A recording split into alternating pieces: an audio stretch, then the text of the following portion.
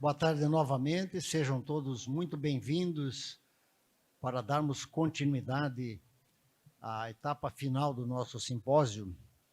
Mas nós gostaríamos, neste momento, eu peço atenção ao Bruno lá em cima, que eu vou precisar da tua ajuda, Bruno. Nós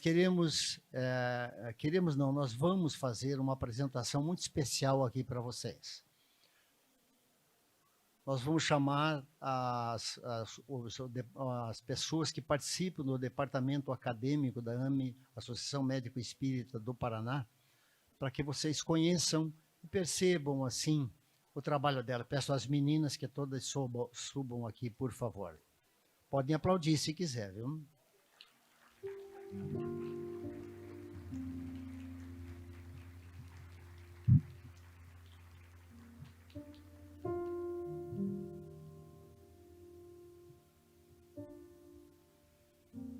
Vocês dão uma olhada aqui, que beleza de criaturas que são, ó. Como dizem os gaúchos, isso é um colírio para os olhos. Gostaram do elogio? Então, nós vamos pedir que elas usem a mesa, sentem à mesa e expliquem rapidamente, assim, os trabalhos que são desenvolvidos pelo departamento acadêmico, né? As ações já encetadas, né? E os resultados colhidos. Com vocês as palavras. Tarde, quase boa noite a todos. É uma gratidão enorme estarmos aqui. É um sonho que está aos pouquinhos se realizando. E o nosso departamento acadêmico não é composto só por acadêmicos. Muitos profissionais estão aqui conosco. E o que nos move é a busca comum pelo estudo sobre a saúde e a espiritualidade, à luz do espiritismo, preenchendo a lacuna que fica nas universidades, nos nossos estudos, né? E preenchendo a lacuna da nossa prática médica, que o meio nos força a cuidar só do físico. Então, o DA serve para que possamos cuidar além do físico, aprendermos a cuidar das outras esferas, né? A esfera da vitalidade, da significação e a esfera do próprio amor. Estamos aqui para aprender a trabalhar o amor em nós, para podermos aprender a aplicar o amor para a cura do próximo. Então, Bruna.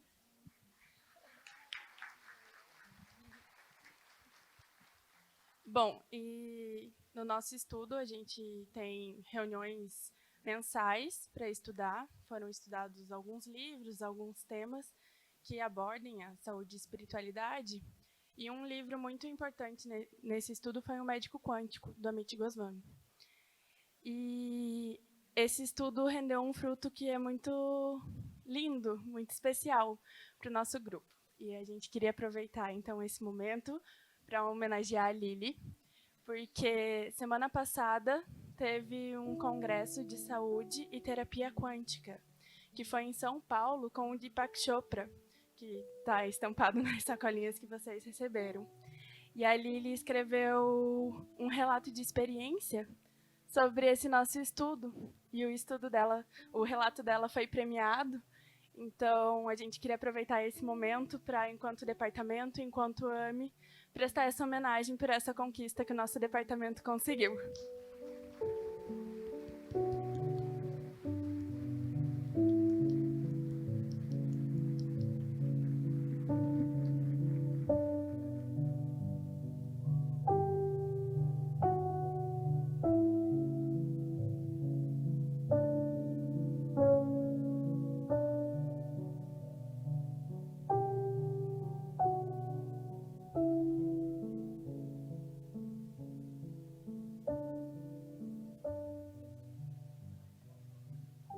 Só queria dizer uma coisa, que não seria nada disso o estudo sem elas, porque foi junto com elas. E eu espero um dia conseguir chegar no estágio de ser o burrico de Jesus.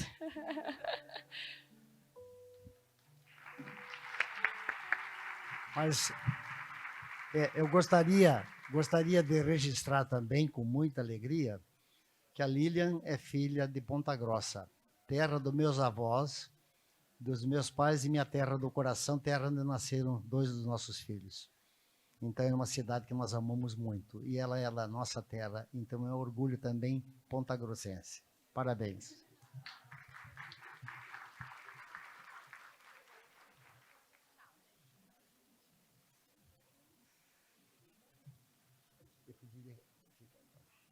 Bom, como vocês perceberam, a Bruna e a Lili já ficam aqui, porque elas vão fazer a coordenação da próxima apresentação.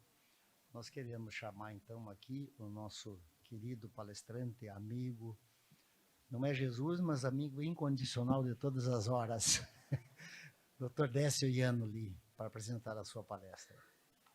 O currículo está aí.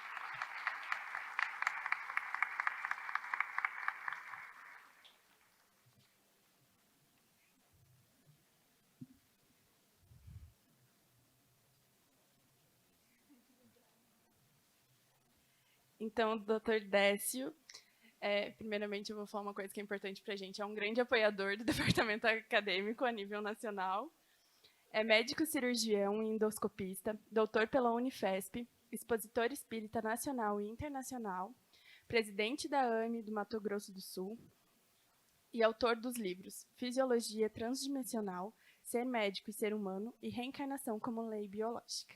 A palavra é sua, doutor. Muito obrigada.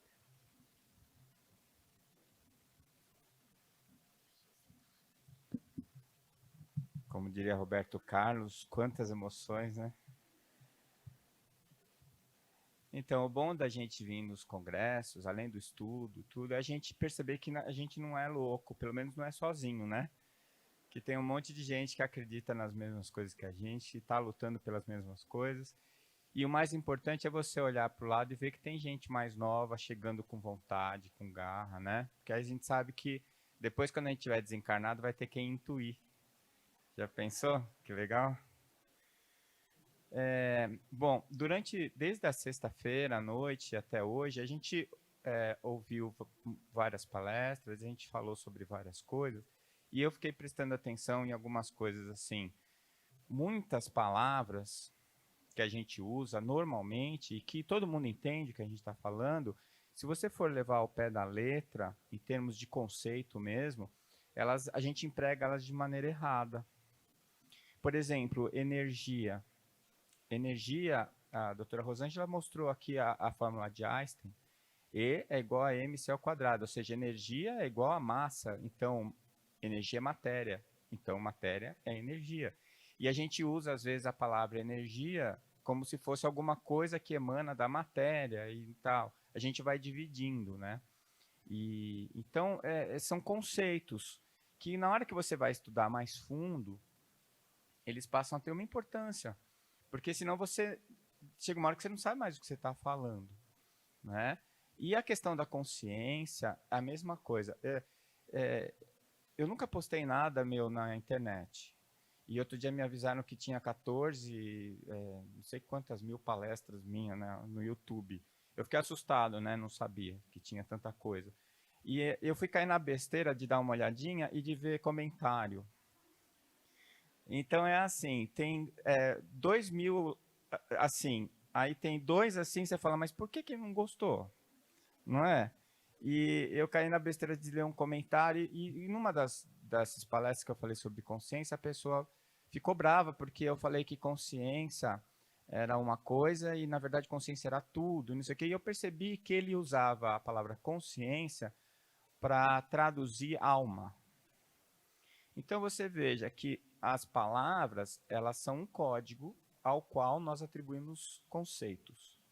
Não é? E se você tem uma palavra que é igual à minha, mas o conceito é diferente, nós não estamos falando da mesma coisa, mesmo que a gente pronuncie a mesma palavra. Então, eu tenho esse cuidado nos meus livros, sempre antes de começar a falar sobre um assunto, eu dizer o que é que eu entendo daquela palavra. Porque mesmo que você não goste do conceito que eu pus naquela palavra, você já vai saber do que eu estou falando. Então, você pode não concordar com o meu conceito, mas você, do jeito que eu uso a palavra, mas você pode concordar com a ideia que eu estou transmitindo para você, porque eu estou estou traduzindo o conceito que eu pus naquela palavra. Tá? Isso em comunicação científica é fundamental.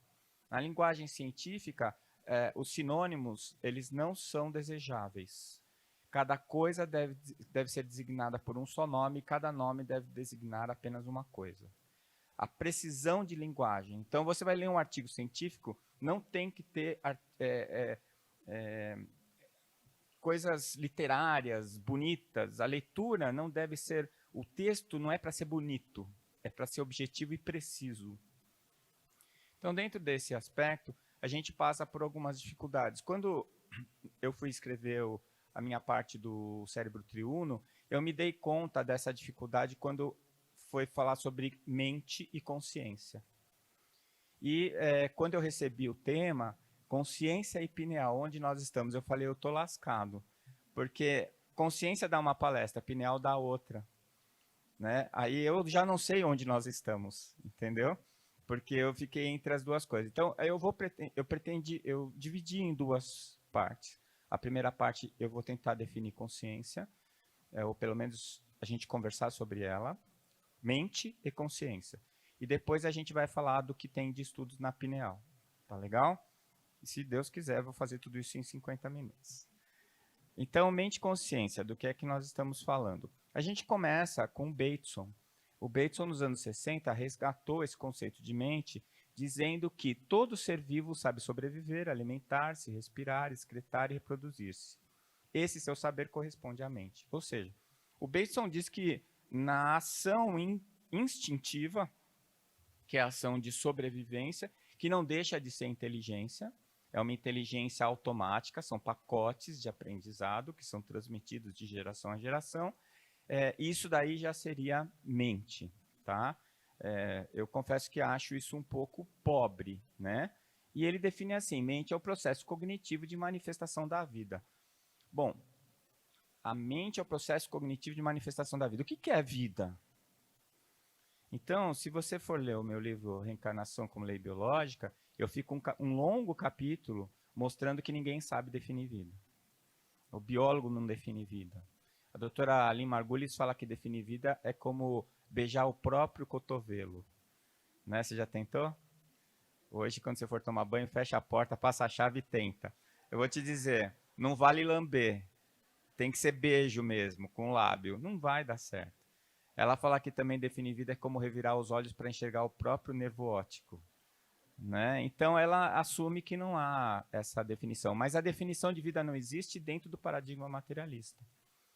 Mas quando eu assumo um paradigma espiritualista ou pós-materialista, como tem sido chamado, eu consigo isso. Né? Então, eu não sei se eu vou ter tempo de falar sobre isso, então eu vou concluir agora. Na minha cabeça, vida é inteligência. Não existe vida sem inteligência. Mesmo a vida mais rudimentar, ela é a expressão de inteligência. Mesmo que uma inteligência mais rudimentar. Né? E quanto mais complexa essa inteligência, mais complexa é a manifestação dela e o que nós chamamos de vida. Né? Então, a vida, dentro do paradigma espiritualista, ela não se restringe às formas biológicas. Ela vai aquém e além das formas biológicas. Tá? Então, dentro dessa visão,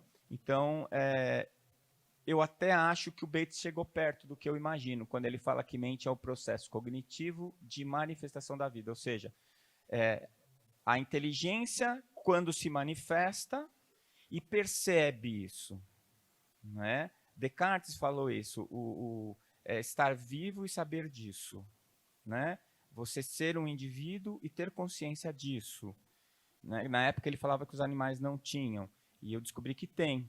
Né? O Nick me ensinou isso. O Nick é o meu cachorrinho. Quando ele era pequeno, e ele passava diante do espelho e ficava latindo para a imagem dele. Até que um dia ele passou diante do espelho, olhou, foi latir e percebeu que era ele mesmo. E aí ele olhou e foi embora. Quer dizer, ele já sabe que não é outro cachorro, que é ele mesmo. Então ele tem a autopercepção, ele tem a percepção dele como indivíduo. O outro que eu comprei depois dele chama Pepeu, eu chamo Nick, ele vem. Se eu chamo Pepeu, ele não vem. Então, ele sabe que o nome dele é Nick. Ele sabe identificar isso. Né? Então, ele tem essa autoconsciência. Tá? Então, o Bates passou perto. Aí, mais recentemente, também, no estudo para esse livro, eu li o livro do Michio Kaku, e ele diz uma coisa interessante, assim, a mente está logo ali no próximo pensamento, mas quando nos pedem para defini-la ou explicá-la, não temos a menor ideia. Né? Então é que nem falar assim, você sabe o que é vida? Claro que eu sei. Então me define. Não é? Você sabe o que é mente? Ah, claro que eu sei. Então qual é a definição de mente? Né? Por que isso, né? O David Chalmers, que é um outro filósofo, ele fez um trabalho super interessante que ele catalogou mais de 20 mil artigos. Gente, 20 mil artigos. Vocês vão ver que quando eu falar de pineal, a pineal, até o ano retrasado, eram 28 mil e poucos artigos publicados. Ele levantou 20 mil artigos falando sobre mente e sobre consciência. E ele concluiu o seguinte, que nunca a ciência estudou tanto para saber tão pouco sobre um assunto. Né? Ninguém consegue definir mente ou consciência. Na minha opinião, eles não conseguem definir mente pelo mesmo motivo que não conseguem definir vida. Porque o que é uma definição? Definição é um limite.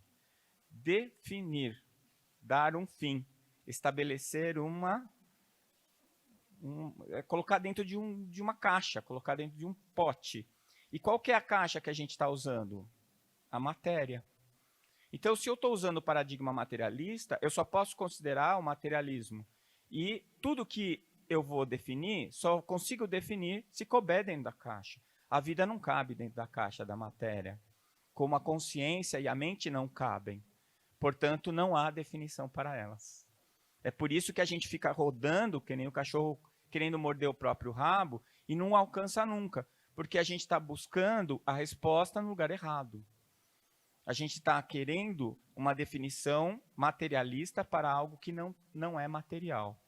E, portanto, não vai conseguir essa definição. O que acaba acontecendo é que a gente vira as costas, né, e nega, que nem a raposa e as uvas.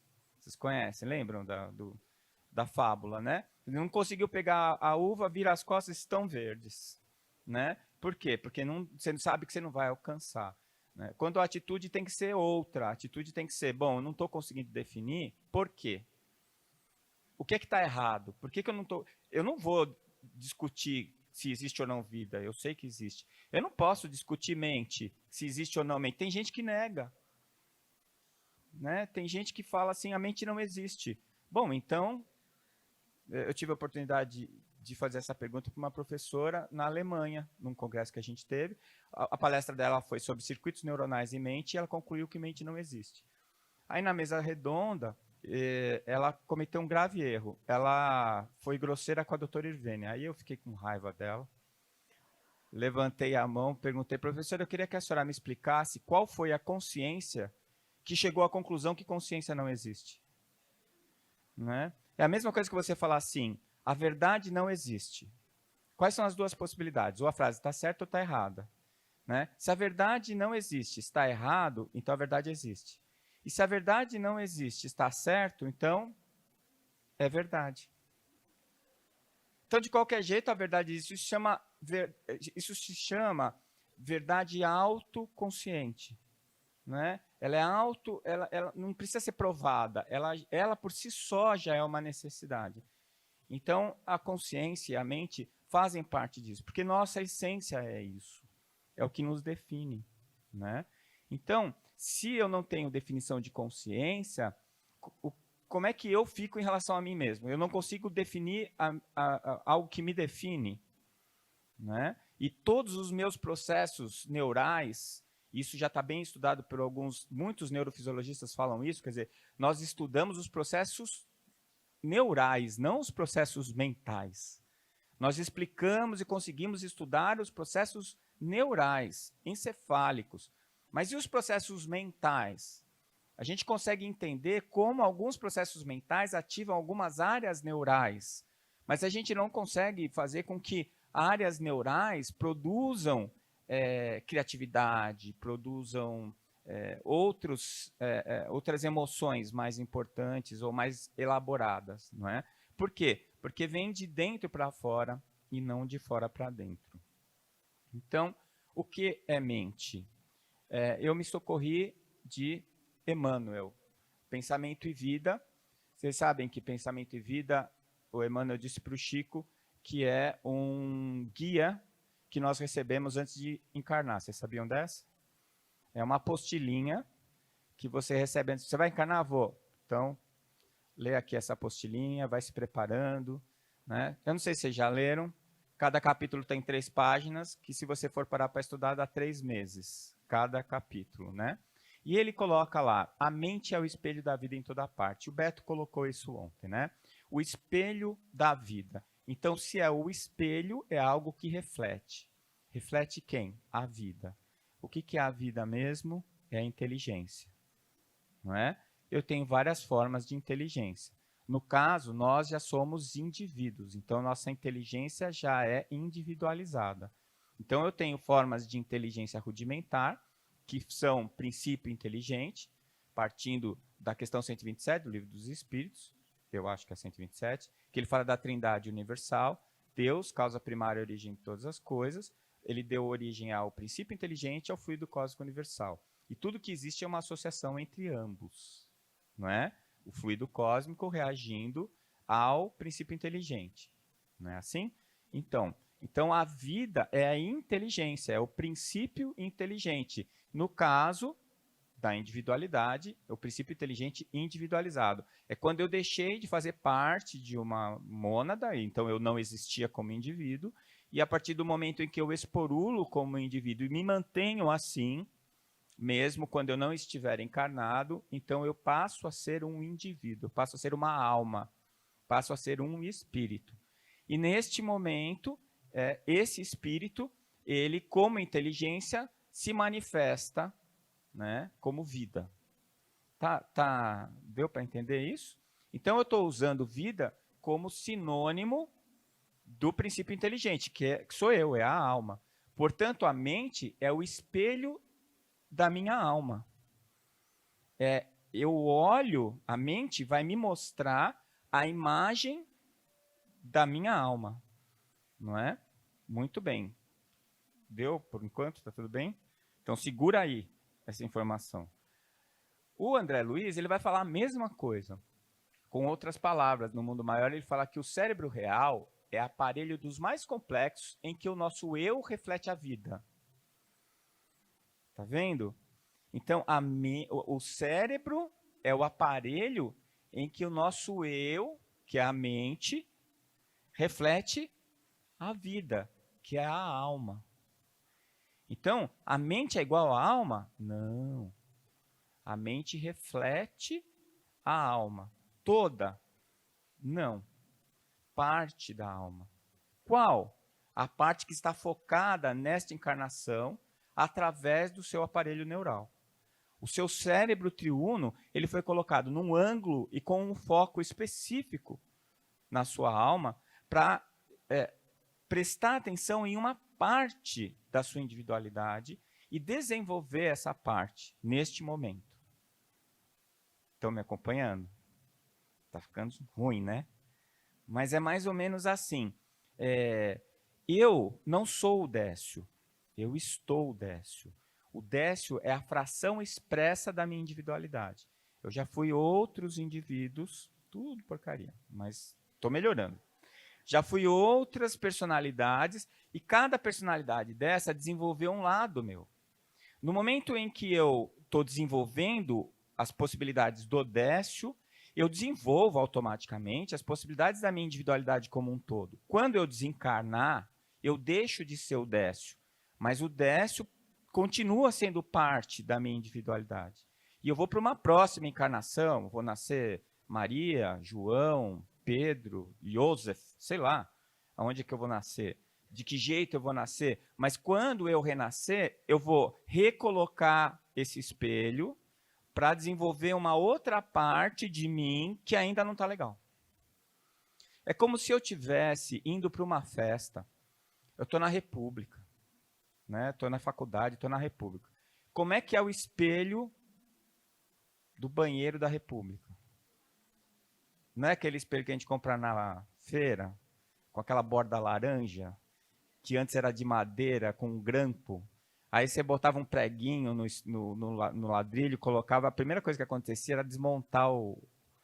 Não é aquilo? Então, é como se você estivesse com aquele espelho e você vai para uma festa. Aí você se arruma todo e você quer ver se você está legal. Você pega o espelho, você tira o espelho da parede, mas não dá para você se ver. Então, o que você faz? Primeiro você vai ver se o cabelo está legal, depois você vê se a gravata está apertadinha, aí depois você vai ver, entendeu? E tem coisa que você não vai ver. Ah, eu quero saber se eu dobrei a gola da camisa aqui atrás, se não está sobrando a gravata. Não adianta, eu vou botar o espelho aonde? Aqui. Eu vou ver o quê? Nada. Então, tem partes que eu consigo acessar com o meu espelho. Então, quem que é o espelho? É a mente. E o que ele está vendo? Uma parte da minha individualidade, da minha alma, do meu espírito, do meu eu, que é a vida. Eu sou vida. Você é vida. Melhorou? Então, a minha conclusão, a partir desse estudo do Emmanuel, é que a mente é a fração manifesta do eu. A mente é a fração manifesta da minha individualidade. É o que eu estou expressando neste momento de mim mesmo. Então, tem outras coisas, o Frutuoso falou isso aqui. Eu fiz uma força danada para ver se eu lembrava francês, mas não consegui. Inglês também não. Mas eu já falei inglês, eu já falei francês, já falei italiano, não é? Está lá em algum canto, mas ele não está na minha memória RAM, que é a memória do cérebro. Ele está na minha memória, no meu HD, que é o meu perispírito. Ele está lá guardado. Eu consigo acessar? Eu preciso fazer um desdobramento, um descolamento da minha consciência que está acoplada no meu cérebro. E quando eu consigo fazer isso, eu consigo ampliar a minha visão. Ontem eu falei dos receptores, eu falei disso. Mas neste momento em que eu estou acoplado no meu cérebro, eu só consigo perceber o mundo através dos meus receptores físicos, né? Que são aqueles que estão me permitindo fazer isso nesse momento. Mas eu sou mais do que isso. Então, o que está passando conscientemente pela minha cabeça nesse momento, né, é a mente, que é a fração expressa da minha individualidade, tá? Desse espírito que eu sou, né? Agora, eu estou dentro desta personalidade, que é essa fração, e a minha mente é a expressão disso. Beleza? Bom, tem gente que está aí com o olho arregalado, mas assim, minhas conclusões. Assim, a mente seria a fração expressa da alma, ou, aproveitando a figura utilizada por Emmanuel, é a parte do todo refletida no espelho. Não é? Então, se você lembrar do espelhinho da República, agora é tudo de plástico, não tem mais aquela madeirinha. A consciência é o tamanho do espelho. Então, se a mente é o espelho, a consciência é o tamanho do espelho. Ó a palavra consciência. Significa o quê? Ter ciência, saber, conhecer. Então, quando eu estou montando o meu cérebro triuno para essa encarnação e eu ajeito o ângulo de acordo com a minha necessidade, bom, agora eu vou arrumar o cabelo. Então, eu coloco no ângulo para arrumar o cabelo e tal. O que é que eu vou conseguir ver da minha cabeça? Depende do meu nível de consciência. O que está diretamente refletido no espelho é o consciente. O que não está no espelho, mas pode ser inferido nas bordas, né, que você imagina que pode estar, né, porque você pode não estar vendo tudo, mas está tudo desenhadinho ali, você imagina o resto da figura, né? Aquilo é o subconsciente. E o inconsciente? O inconsciente é o que não há acesso com o espelho de jeito nenhum, né? É o que está lá atrás. E aí, conforme eu vou vivendo e vou aprendendo e vou tomando consciência do que está ao meu redor, esse espelho vai aumentando de tamanho. E cada vez o espelho fica maior. A haloconsciência, quando eu chegar na consciência total, é quando eu estiver naquela fase em que eu estou. O meu espelho é do tamanho da minha alma. Ou seja, eu estou dentro de uma sala que tem espelho no chão, no teto, em toda a volta. Eu consigo me ver 360 graus. Essa é a haloconsciência. Quando eu chegar nessa fase, eu não preciso mais encarnar. Porque eu não estou mais precisando, não tem mais áreas que precisam ser corrigidas. Eu me vejo como um todo e vou trabalhando como um todo. Eu não preciso mais de uma encarnação para focar cada um dos aspectos da minha existência, né? da minha individualidade, da minha alma. Né? E aí o espelho é esse tamanho, a consciência é o tamanho do espelho. Então, a mente é o que reflete, parte, expressa da minha alma. E a consciência é o tamanho da imagem que eu consigo ver a partir desse espelho. Tá legal? Agora, os níveis de consciência, eu já falei, né? O consciente é o que está no espelho, o subconsciente é o que está próximo, o inconsciente é o que eu não acesso, e o superconsciente, que é um conceito do André, que é aquilo que é a nossa potencialidade de consciência. É aquilo que eu não tenho ainda, mas que eu posso ter. Né? E é o que a gente vai abordar quando a gente chega no terceiro andar da casa mental. Quando a gente vai lá para o lobo pré-frontal, como o Beto disse. O lobo pré-frontal é essa parte da frente aqui. Não sei se vocês lembram das imagens que o Frutuoso mostrou. A gente, nos animais, nos primatas mais antigos, a gente era só cara, né? A gente não tinha crânio. E aí o crânio vai crescendo e a face vai entrando, não é assim? A questão que ele abordou sobre a gente ficar em pé, a explicação é uma explicação bem interessante, porque quando a gente estava andando de 4 e a nossa cabeça estava na frente, ela pendia. Então a musculatura do pescoço tinha que vir até a frente para segurar a cabeça, senão a cabeça caía. Quando o nosso crânio foi crescer, o músculo teve que ir recuando para o crânio crescer, porque senão a tração muscular não deixava o crânio crescer. O crânio foi crescendo e a musculatura foi recuando. O que acontece? O peso da cabeça faz a cabeça cair. Como é que você equilibra isso? Levanta para equilibrar. Aí a gente começou a caixa craniana crescendo. O primeiro hominídeo tinha um volume craniano de 500 ml, nós estamos em 1.500 ml. E aí o que aconteceu? O crânio foi crescendo. Primeiro, a tração é de baixo para cima e de trás para frente. Então, primeiro a encefalização, depois o aumento do crânio, e agora a gente está indo para frente. A parte que está mais nova do nosso cérebro, o terceiro andar, é o lobo pré-frontal. Né? Os lobos frontais e o córtex pré-frontal. E ele vem crescendo. Por isso que eu falo, se você quer alguma coisa para o futuro, não fabrique bonés. Não vai precisar. Né? Porque o nosso testa está crescendo, né? Cada vez mais o lobo pré-frontal está crescendo, a tendência da nossa cabeça é ficar pontuda para cima e para frente. Né? Que nem alguns desenhos de ETs que a gente vê.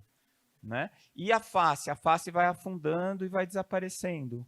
Né? Porque a face era maior porque os órgãos sensoriais da face ocupavam muito espaço. Então, conforme a gente foi ficando em pé, o crânio foi crescendo, a gente liberou as mãos. Quando a gente liberou as mãos, a gente não precisava mais da boca para segurar as coisas. E a gente liberou a boca para desenvolver a fala. E a fala desenvolveu o pensamento contínuo. E aí nós entramos na fase hominal. Né? Então você vê que existe um planejamento. E as coisas, uma coisa puxa a outra, e aí a gente vai desenvolvendo isso. Então existe essa potencialidade de consciência que é o nosso superconsciente. A gente não tem isso? Às vezes tem. Deve ter acontecido com vocês, um dia numa prece, um dia no centro, às vezes acontece alguma coisa que parece que o céu se abre, baixa uma luz, você ouve os anjos cantando, não é? Vocês já viram isso? Oh! Não é? Já passaram por isso? Aí você fala, nossa, Deus existe mesmo. Dá aquela arrepiada, né? Então isso acontece com alguma frequência em quem está prestando atenção. Esse daí é a sua visita rapidinha lá no terceiro andar. Você deu uma vislumbrada no superconsciente e voltou para o consciente. Tá? Então é mais ou menos isso que a gente imagina. Agora, depende do foco que o cérebro triune está dando, né, para o que manifestamos atualmente. Então, muitas vezes, você vai botar o foco em algo que não... Geralmente, você vai pôr onde não está legal, para você arrumar.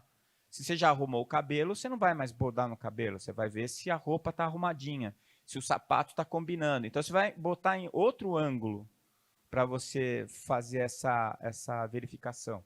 Então, uma das perguntas que foi feita, né, no intervalo sobre a doença psiquiátrica, muitas vezes a doença psiquiátrica ela é o foco da mente que é focado justamente num ponto danificado do perispírito, da alma, naquele momento, por conta de ações do passado.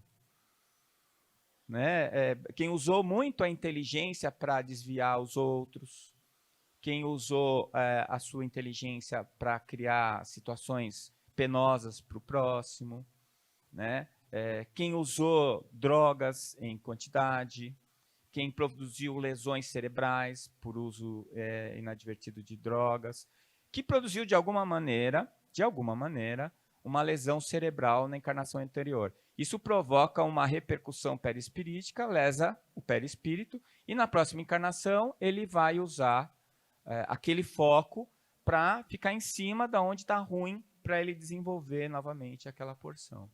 Né? E ele usa isso, ele apresenta nesse momento, às vezes, essas alterações. Que é interessante, porque não existe doença psiquiátrica, né? É transtorno. Porque você não encontra uma alteração anatomopatológica, você não encontra uma imagem, uma alteração significativa que você diga, aí esse faz diagnóstico da doença psiquiátrica. Tá certo? Então, é um transtorno, que é uma forma, digamos, menos material de expressar a doença, né? A sua dificuldade. Então, a mente, diz André Luiz, colocada entre o objetivo e o subjetivo, é obrigada pela divina lei a aprender, verificar, escolher, repelir, aceitar, recolher, guardar, enriquecer-se, iluminar-se e progredir sempre. Eu achei o máximo essa frase. Aliás, André Luiz é o máximo. Não é? Ele é demais. Então veja você que esse espelho está lá para você. Para você ver o que não está legal, para você poder arrumar. E ele é obrigado pela lei divina a agir. Ele não consegue não agir. Ele não consegue não fazer. Não é? Porque é uma lei. É a mesma coisa que você pular e querer flutuar. Vai cair. Não é? Porque a gravidade vai te puxar para o chão. Não é porque Deus está te castigando. Não é porque você está se submetendo a uma lei da natureza. E aí você vai aprender que não pode pular de lugar alto, que você cai e se machuca. Né? Vai quebrar o tornozelo. Não é? Então, o André Luiz coloca de uma maneira bastante clara, e na minha cabeça isso fica mais claro ainda, o conceito de mente que ele exarou junto com o Emmanuel, e que fica como esse momento. A mente é um momento que você está vivendo, dentro das suas possibilidades, com aquilo que você já tem de legal para você. Beleza? Posso passar para a pineal? Então vamos lá. Vamos falar sobre a pineal. Glândula ou receptor? Né? Os dois. A epífise, que é o nome antigo da glândula pineal, ela é uma... Eu tirei essa definição do Guyton, que eu estudei na faculdade. Tá certo que eu já estou meio passadinho. Mas eu peguei a 11ª edição do Guyton, eles puseram mais algumas palavras. Mas continua a mesma coisa. Então, uma baita de uma estrutura complexa, eles definem assim: pequena estrutura com massa de 0,5 grama, que proemina na face posterior do diencéfalo. Ponto. Será que é só isso? Né? Bom, o Lerner, em 1958, ele isolou a melatonina, a N-acetil 5-metoxitriptamina, que é o nome completo com o sobrenome da melatonina, né? E aí, quando ele descobriu que a pineal produzia esse hormônio, foi um grande abalo na literatura médica, porque todo mundo achava que a pineal era um resquício embriológico, tipo unha do dedinho do pé, né? Uma coisa que não serve para nada e que está diminuindo e que uma hora vai acabar. Mas aí eles perceberam que não é isso, porque ela era um tecido ativo biologicamente. E aí as coisas começaram a acontecer. Olhem a data em que a medicina acordou para a glândula pineal. 1958. Guarda aí, escreve no seu papelzinho. Missionários da Luz é de 1945. 13 anos antes do Lerner, o André escreve um capítulo, o segundo capítulo, Missionários da Luz, inteiro, chama Epífise, em que ele traz um monte de informações científicas sobre essa estrutura que todo mundo achava que não servia para nada. Era apenas um grãozinho de arroz no meio da sua cabeça e que estava indo embora. Né? Por que está indo embora? Porque você pega Você pega lá um lagarto, a tuatara, que é um lagarto da Nova Zelândia, ela tem uma pineal enorme, com uma estrutura parapineal que fica no meio do olho, que vai perceber luz, é uma espécie de uma retina, uma estrutura super complexa. Aí você pega no ser humano, que é muito mais complexo que a tuatara não consegue resolver equação de segundo grau, não paga imposto, não é? Não toma banho, então nós somos mais evoluídos que a tuatara. Mas a nossa pineal é um grãozinho de arroz cozido. Então, está evoluindo a glândula pineal? Não. São estruturas diferentes. Aqui na tuatara, a glândula pineal ela tem que se virar para fazer mais coisas que, no nosso caso, a retina está fazendo, por exemplo. Então, a retina se ocupou de algumas coisas, de algumas das percepções que são importantes para a pineal e manda um trato retino-pineal para a pineal registrar aquela informação, né?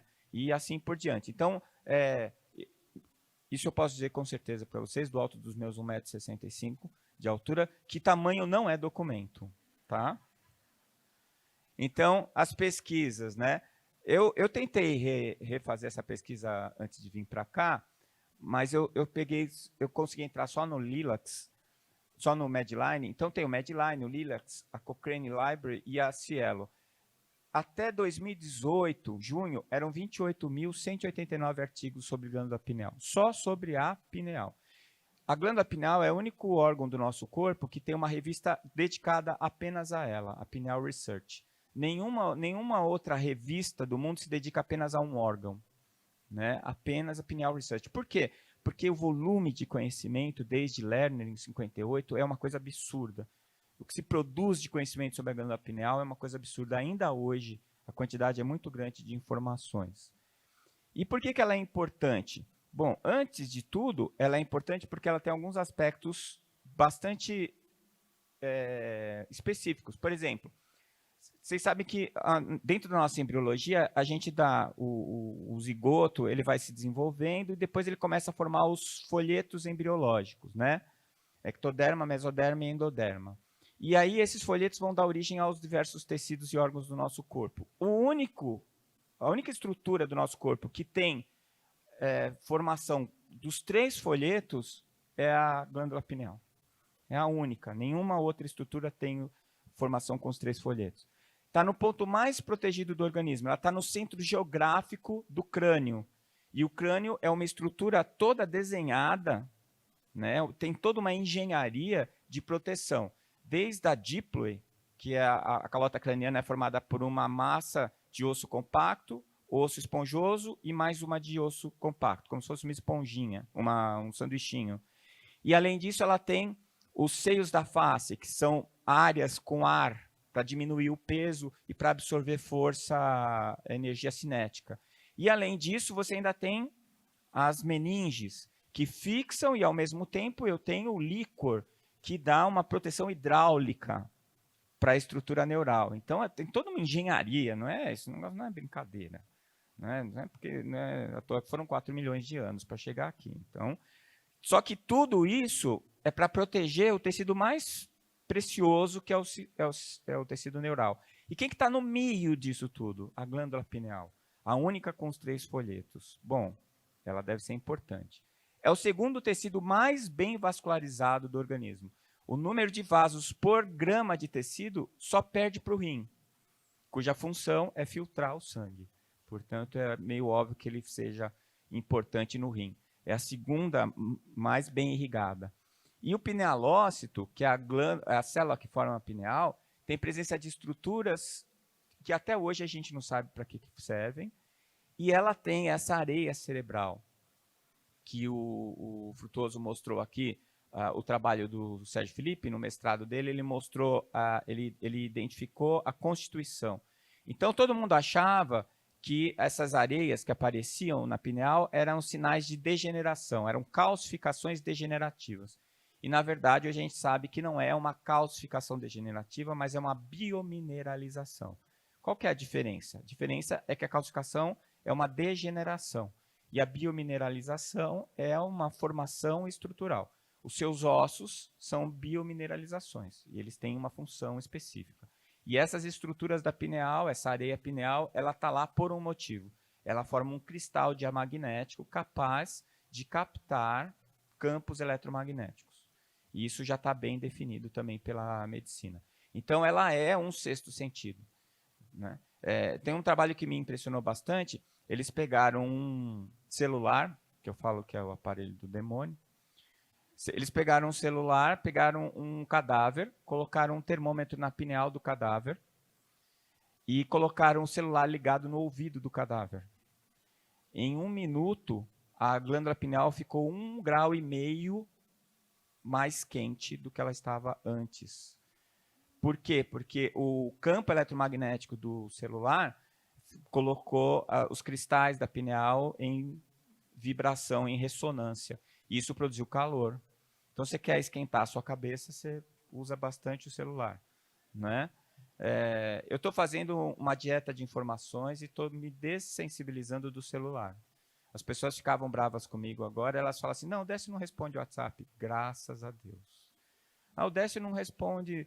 Bom, se for urgência, me liga. Se o seu nome aparecer no celular em vez do seu número, eu te atendo. Se for o seu número, eu vou esperar para ver o que vai acontecer.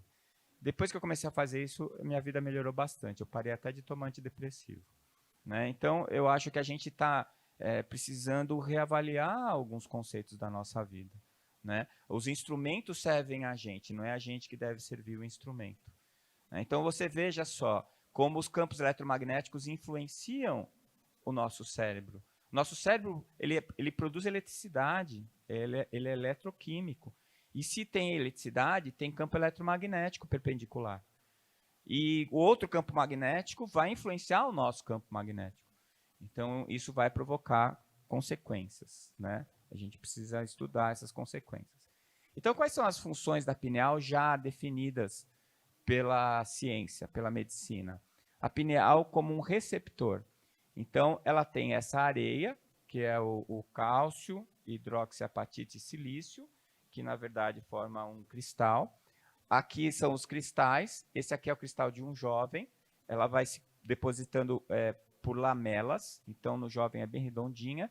Aqui é um adulto. Então, você vê que já está... Ela está partida por causa da hora que passou o micrômetro, né? Mas ela forma uma espécie de uma flor. E aqui no idoso, em que ela fica bastante grande e vai perdendo a forma, tá? Tem gente que tem mais, tem gente que tem menos, né, dessa areia, uma característica.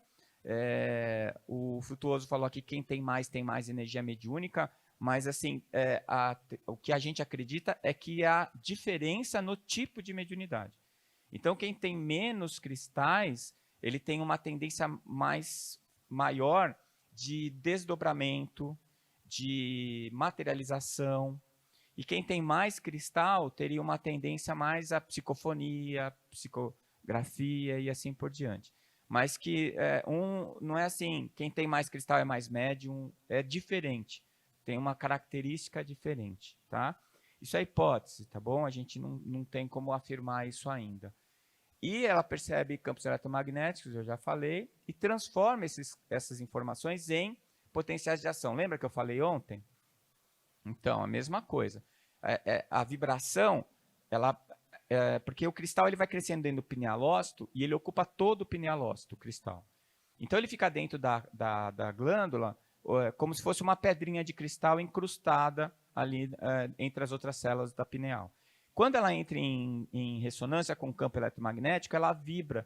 E essa vibração, de alguma maneira, que ainda está sendo estudada, acaba gerando potenciais de ação. Há uns 15 anos atrás, a maior parte dos neurologistas falava que a única comunicação da pineal com o resto do organismo era através da melatonina. E hoje, a gente já sabe que existem tratos neurais com quase todas as estruturas do cérebro, a partir da glândula pineal. O primeiro trato neural que foi identificado foi o retino pineal, né, que mostra como que a glândula pineal percebe o claro e o escuro na nossa espécie. Tanto que quem tem catarata ou quem tem cegueira por conta de lesão de retina tem uma alteração inicial dos seus ciclos biológicos, principalmente dos circadianos, que é dia e noite. Depois pode ter uma compensação com outros Zeitgeberens. Zeitgeberen é marcador do tempo. Então, cheiro é Zeitgeberen, temperatura é Zeitgeberen, umidade relativa do ar é Zeitgeberen, né? E assim por diante. Gosto também. Antigamente tinha a época do morango. Você só comia morango naquela época. Aí você entrava no supermercado, sentia cheiro de morango. Oba, chegou a época. Aí minha mãe comprava morango, fazia chantilly, a gente comia morango chantilly. Agora tem morango o ano inteiro, porque eles produzem em estufa. Né? Antes tinha a época, ainda hoje, fruta seca, que eu tenho para mim que ninguém gosta, só compra porque é tradição. Aí você compra no Natal, nozes, amêndoa, né? E aí, quando você entrava no supermercado, tinha aquele cheiro das frutas secas, você falava, oba, Natal. Né? Então, o cheiro também traz isso. Os ciclos do verão, inverno e assim por diante. Tudo isso avisa o teu corpo dos ciclos biológicos que estão se sucedendo. E a glândula pineal é quem faz essa conexão. Tá? Então, e ela faz isso transformando em potencial de ação e mandando para as outras áreas do seu cérebro, principalmente para o tálamo. Né? Então, quando eu pesquisei, aqui estão algumas das estruturas que eu comprovei que já estavam identificadas cientificamente. O tálamo, o hipotálamo, o tronco encefálico, a medula espinal, o cerebelo, o sistema nervoso simpático e parasimpático. Vocês lembram que eu falei ontem que a mediunidade é simpática? Mas também a pineal está ligada ao parasimpático e os gânglios periféricos. Então, todas essas estruturas, de uma maneira ou de outra, podem ser influenciadas a partir da glândula pineal. E a sua função sensorial já mais bem estudada é a cronobiologia. É o Zeitgebring que eu falei para vocês. Então, são vários, a temperatura, alimentos, fatores sociais, pressão atmosférica, campos eletrostáticos e campos eletromagnéticos. Sendo que esses dois últimos são diretamente percebidos por esses cristais, tá? Que percebem o campo magnético. Portanto, eles servem como uma bússola, porque eles percebem o norte magnético do planeta. E isso é uma coisa que, se você parar para pensar, a tua pineal está te conectando com o universo. Porque você percebe dia e noite, então você está percebendo o ciclo da Terra em relação ao Sol. E se você percebe verão, inverno, outono, você está percebendo a posição da Terra em relação ao sistema solar.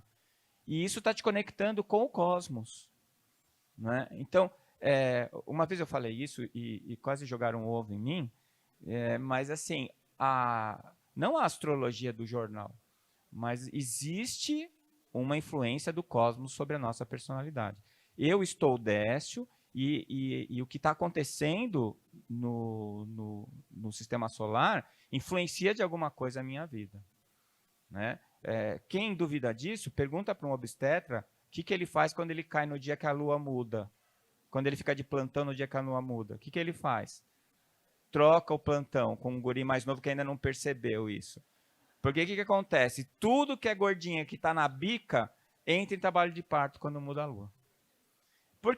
Porque, na verdade, a gestação não é de 9 meses, é de 40 semanas lunares. Isso muda a maré, isso muda os líquidos, não muda você. Então, isso tem a ver com a sua estrutura. Então, o Emmanuel fala isso.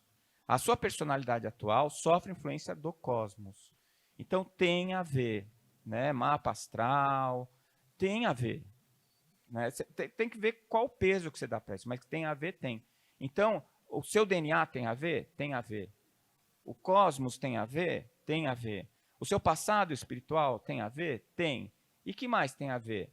O ambiente em que você está vivendo agora. São as 4 grandes forças que agem sobre você e que fazem você ajustar o seu espelho nessa encarnação, para você estar o que você está hoje, né? Para formar a sua personalidade que você está formando hoje. Um dos trabalhos primeiros que comprovou a capacidade da pineal de ter uma função de captação de campos eletromagnéticos foi de um pesquisador chamado Volha, em que ele percebeu que quando ele destruía a pineal das aves, as aves migratórias, elas não conseguiam achar o sul na hora de migrar. Né? Ele vai para o inferno, esse cara, né? Que destruiu o coitado da pineal das avezinhas. Mas ele descobriu uma coisa importante para a gente. O 6º sentido, então, é a mediunidade. E o receptor é a glândula pineal. Ela vai perceber não só os campos eletromagnéticos infraluminais, como os supraluminais. Então, voltando para o Einstein, E igual a mc ao quadrado, o que é o m? Massa. O que é o c? Velocidade da luz, que é uma constante ao quadrado. Mas eu tenho possibilidades de ter matéria acima da velocidade da luz? Muita gente diz que não, mas muita gente diz que sim. Eu tenho a teoria de Einstein-Lorentz, que diz que se eu vibrar uma partícula acima de 300 mil km por segundo, ela vai passar a existir em uma outra dimensão, né? Muita gente chama de antimatéria, mas o William, o doutor... oh, meu Deus, esqueci o nome dele, já vou lembrar. Stanley Miller. Ele, não é o Stanley Miller. Deixa para lá o nome dele. Ele mostrou que essa vibração acima da velocidade da luz, ela vai gerar uma dimensão espaço-tempo negativa, né? Ou seja, vai continuar sendo matéria, só que ela vibra mais rápido do que a gente pode ver. E ela deixa de ser matéria dentro do espectro que a gente percebe, que é o espaço-tempo positivo, para ser matéria espaço-tempo negativo. Ele colocou esse negativo porque, na hora da conta, a massa da negativa. E massa não pode ser negativa, não pode ser aqui. Mas lá, ela aparece na matemática como negativa. E é por isso que, quando a gente vê um espírito se materializando, como o Frutuoso mostrou aqui, a gente vê ele iluminado. Por quê? Porque a 300 mil km por segundo, a matéria é luz. Se ela acelera acima de 300 mil, ela deixa de aparecer aqui. Ela vai ser matéria grosseira na próxima dimensão. Se eu estou materializando o espírito, ele está vindo de lá para cá, eu vou ver ele com luz. Porque ele vai vir perto dos 300 mil km por segundo. Então, é dentro desse aspecto que a gente está vendo isso. E mais, eu já li a Teoria das Supercordas, do Brian Greene, um dos livros mais difíceis que eu já li na minha vida, né? O Universo Perfeito. E ele entende que não existe uma partícula mínima indivisível, existe uma cordinha. E essa cordinha é como se fosse um elástico de cabelo tendo um ataque epilético. Então, você pega o elástico de cabelo, faz ele vibrar bem rápido, bem rápido, bem rápido, bem rápido, ele vai virar uma bolinha. Dá para vocês entenderem isso? Lembra do ventilador? Parado são 3 passos, começa a andar, viram 6, 12, daqui a pouco é um disco. Então, você imagina esse elástico de cabelo vibrando tão rápido que ele vira uma esfera. O mesmo elástico de cabelo, dependendo da frequência que eu dou para ele, ele vai ter uma forma diferente. Então, todas as partículas subatômicas que eu percebo, que a ciência já identificou, na verdade, são a mesma cordinha em vibrações diferentes. E se essa vibração for mais rápida que a luz, ela vai ser matéria espaço-tempo negativo, que nós chamamos de matéria fluídica. Né? Matéria fluídica. Então, é nesse ponto que a gente está. Né? E a pineal seria capaz de perceber sinais que vêm dessa dimensão que nós chamamos de espiritual, e ele chama de espaço-tempo negativo. Tá?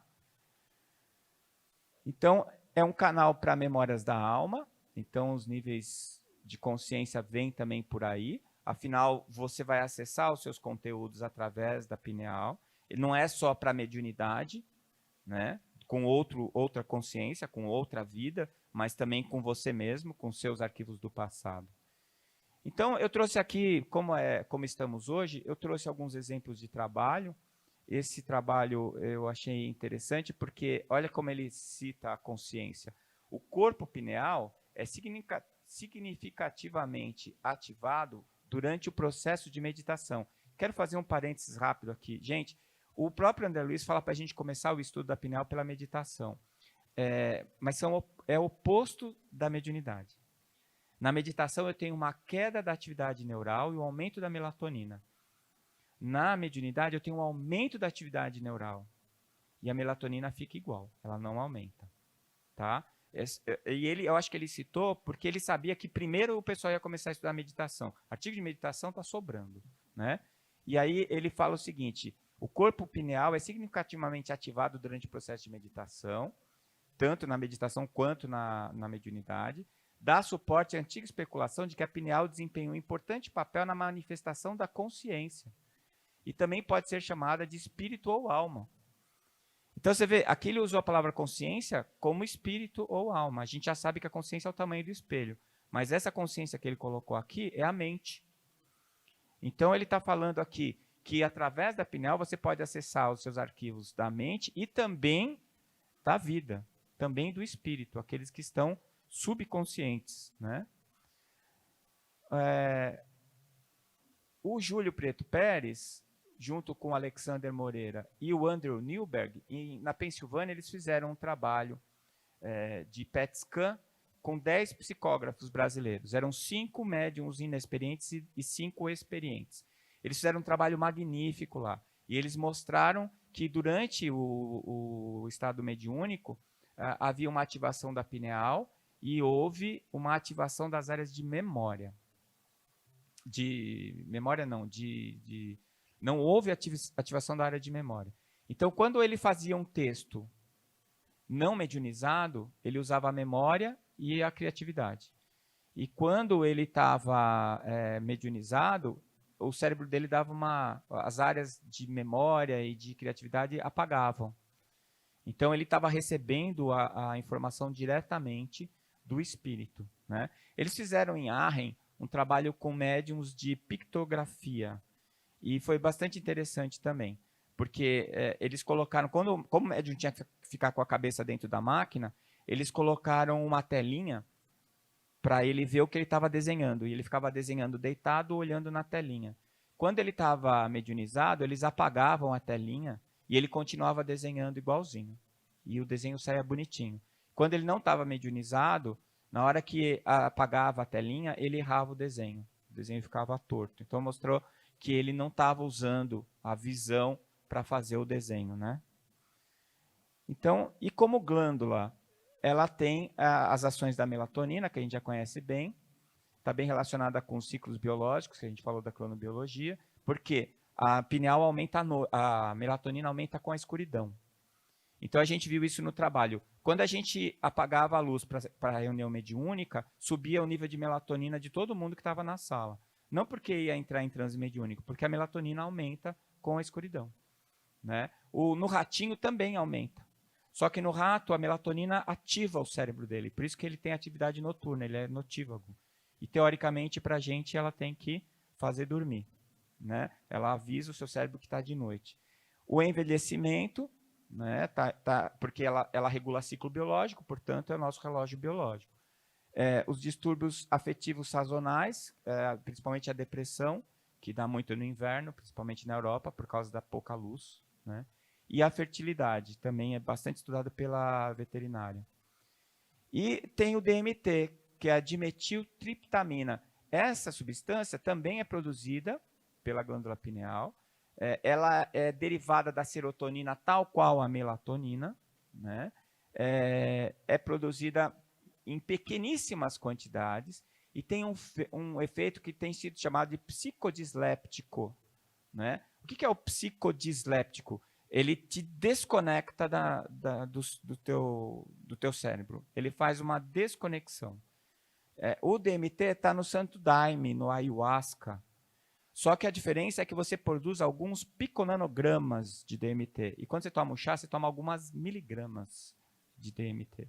Então, você está dando um chute na porta da sua pineal, né? E o que acontece? Acontece que você passa por um desdobramento que pode ser legal ou não. Normalmente é legal, por quê? O que eles fazem tomar o chá? Eles rezam, eles entram em meditação, né? Se ele tomar o chá de manhã, no café da manhã, ele vai ter uma bad trip, né? Vai ter uma viagem ruim. Porque ele pode ter alucinações ou pode se sentir perdido no plano espiritual, porque ele não faz fisiologicamente esse processo. E eu convenci o Marco Aurélio, que fez a tese sobre o transe mediúnico, que o DMT é que era o hormônio que ia fazer o descolamento do transe mediúnico, e não a melatonina. Ele não acreditou em mim, mas depois que o primeiro trabalho dele mostrou que a melatonina não mudava no médium e no não médium, aí ele começou a olhar com carinho para o DMT. O problema é medir o DMT. E o único jeito que a gente conseguiu foi medindo a urina de 24 horas do médium, que é ruim. Por quê? Porque em 24 horas, se você tomou água, não tomou água, se o seu rim funciona bem, se não funciona, se você metabolizou mais ou menos o DMT. O que vai para a sua urina é um metabólito, é um catabólito, é uma substância produzida a partir do DMT. E gastou 20 mil reais e não deu certo. Mas, de qualquer jeito, publicou o artigo, né? Está aqui o artigo, tá? Não é desse, é o próximo, vou mostrar. O artigo dizendo que não mudou. Isso é ciência, não é? Quando dá certo a gente comemora, quando dá errado a gente fica triste, mas publica também. Eu não desisti do DMT. Eu ainda acho que é o hormônio da mediunidade. Só acho que a gente não sabe, não consegue medir ele, por enquanto. É a única diferença. A hora que está de olho. A hora que chegar uma metodologia que a gente possa pagar, aí a gente vai estudar os médiums de novo. E aqui esse trabalho que também é do Liu, é um trabalho chinês, em que ele fala que a glândula pineal e hipotálamo mostraram-se ativados durante o primeiro e segundo estágio da meditação. Eles estudam meditação, vocês perceberam, né? E o nível foi significativamente alterado. Então, ele chega à conclusão nesse trabalho que nossos resultados reforçam a hipótese que a meditação pode elevar os níveis salivares noturnos de melatonina. Aumenta mesmo porque a melatonina é ativada na meditação, mas não na mediunidade. Tá? Então, eu já posso dizer isso para vocês, porque a gente estudou. A gente fez o trabalho científico e mostrou. Tá? Ele também escreveu esse trabalho... isso daqui já foi, peraí, desculpa. Sobre melatonina e mediunidade, então, a gente já falou. Eu acho que a melatonina é um modulador da mediunidade. Então, um médium que tem mais receptores para melatonina no córtex cerebral é um médium inconsciente. O médium que tem menos receptores é um médium consciente. Então, a presença da melatonina, ela desliga áreas cerebrais. Né? Ela é um supressor do sistema nervoso no ser humano. Então, ela deve ter um fator regulador. E esse daqui é aquele que eu falei para você. Esse é o artigo do Marco Aurélio, da tese dele, onde eu mostrei o site da tese completa, e esse é o artigo que ele publicou, né, sobre os correlatos, né, da dissociação. Aqui ele estuda a parte bioquímica, né, melatonina, serotonina, cortisol e assim por diante. Terminando.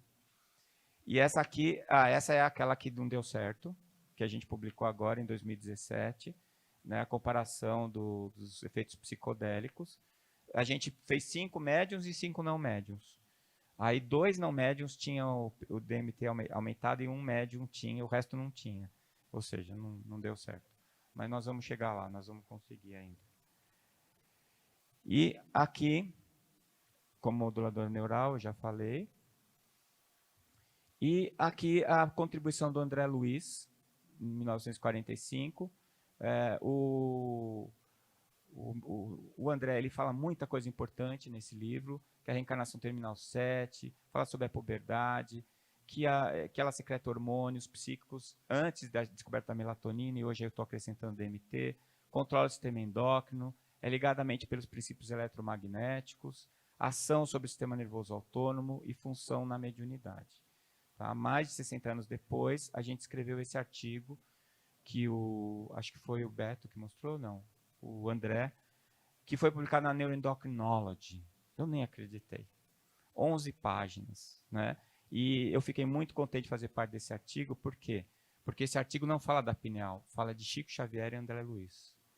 O artigo é o seguinte: como é que um matuto em Minas Gerais, que nunca teve uma formação acadêmica, antes do Lerner, conseguiu antever em 70 anos todo o conhecimento que a neurociência tem hoje sobre a glândula pineal.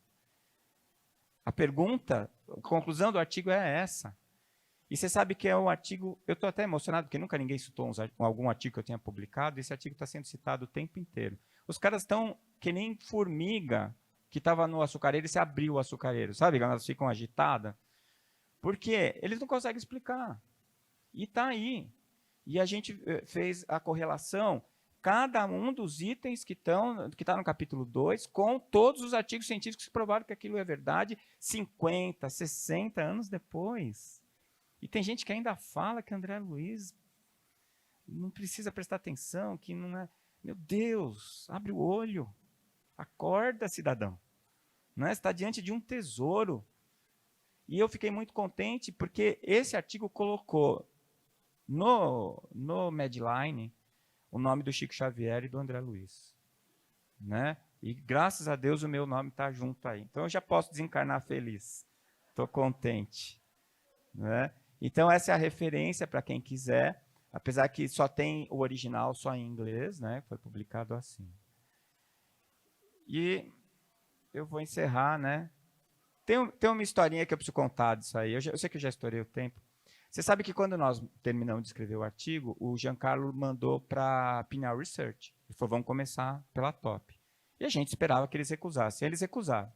Aí, quando veio a recusa, o Refir, ele escreveu assim, que, infelizmente, a Pineal Research só não publicava revisão, artigo de revisão, só artigo original. Mas, quem sabe a Neuroendocrinology pudesse aceitar. Aí o Jean achou estranho. Aí ele foi ver o nome do Refir. O cara é o editor-chefe da Neuroendocrinology.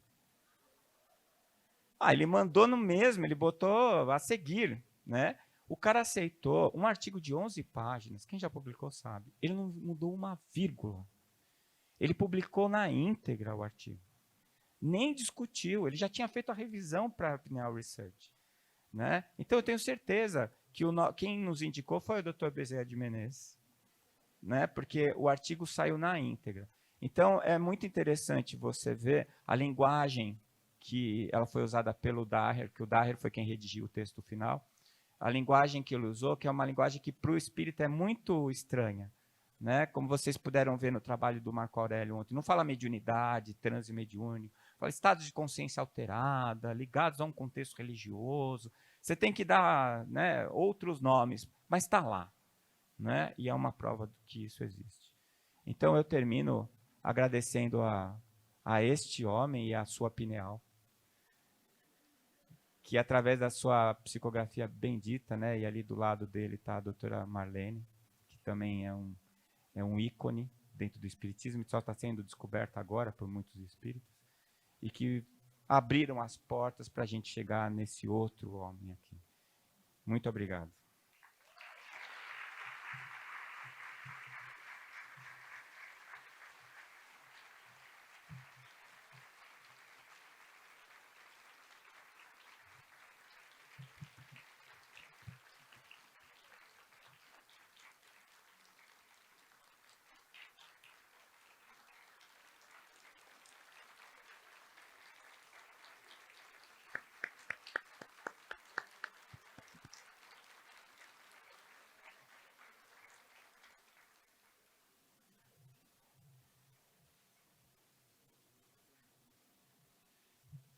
Então, antes de nós iniciarmos o momento de esclarecimento de dúvidas, nós temos duas estudantes aqui do departamento acadêmico, que hoje eu chamaria de Simpametes, nome chique, né?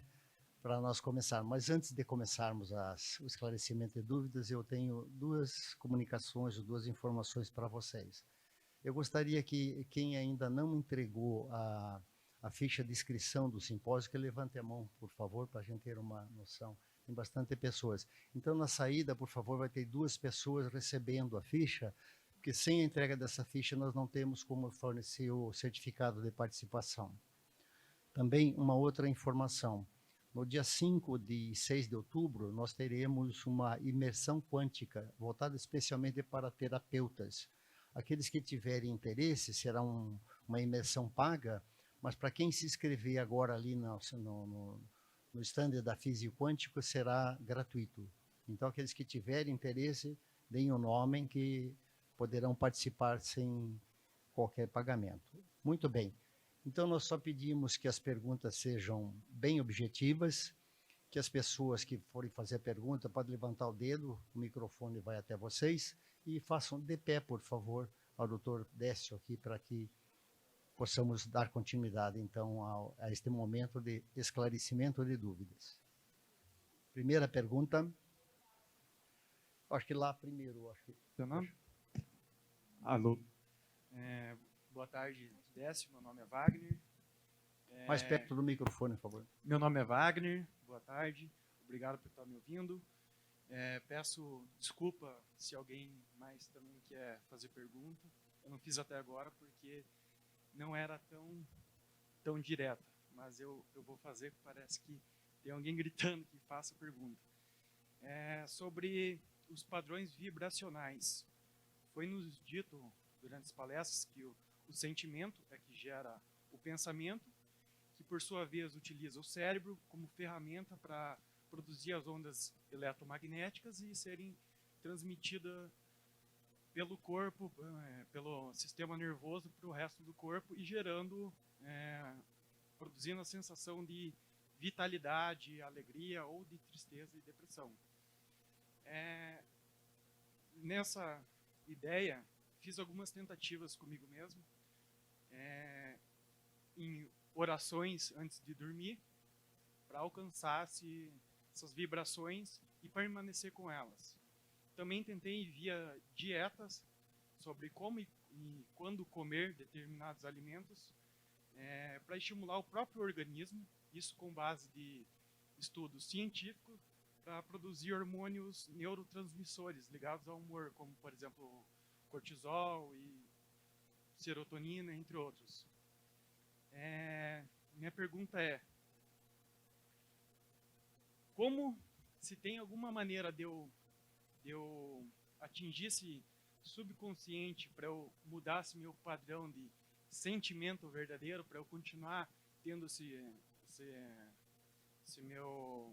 minha sensação de vitalidade, sabe, para eu sair daqueles momentos mais, não obscuros, mas um pouco mais de tristeza e continuar, sei lá, voltando para o meu padrão de vitalidade. Devo, sei lá, prosseguir com a questão da meditação, antes, tentando mudar esse padrão de sentimento, ou, sei lá, procurar talvez desenvolver a minha mediunidade pelo fato de poder ser uma certa obsessão. Então, fica aqui a minha pergunta. Muito obrigado. Difícil a pergunta, hein? Mas tem um aspecto interessante do que você falou, porque você está fazendo o que eu acho mais certo. Você está vendo de dentro para fora e de fora para dentro. Então, quando você está fazendo a prece, é de dentro para fora. Você está tentando se harmonizar, né? Quando você medita, você está vindo de dentro para fora. Você está tentando se encontrar dentro de você mesmo e harmonizar. Quando você vai para a aromaterapia, por exemplo, você está vindo de fora para dentro. Quando você escolhe o teu alimento, você está vindo de fora para dentro. Quando você escolhe ir num lugar mais calmo, você está vindo de fora para dentro. Então, os dois estão valendo, porque você está encarnado. O que vem de fora vai impactar o teu espírito, e o teu espírito impacta o teu corpo. Então, você tem que fazer as duas coisas mesmo, né? Eu tenho um problema com meditação. Eu já tentei vários tipos. Eu durmo. Você vê, eu sofro de insônia e vou meditar, eu durmo. Eu fico morrendo de raiva. Mas é uma coisa que muda muito as pessoas. Muda. É interessante. Aumenta a paciência e tudo mais.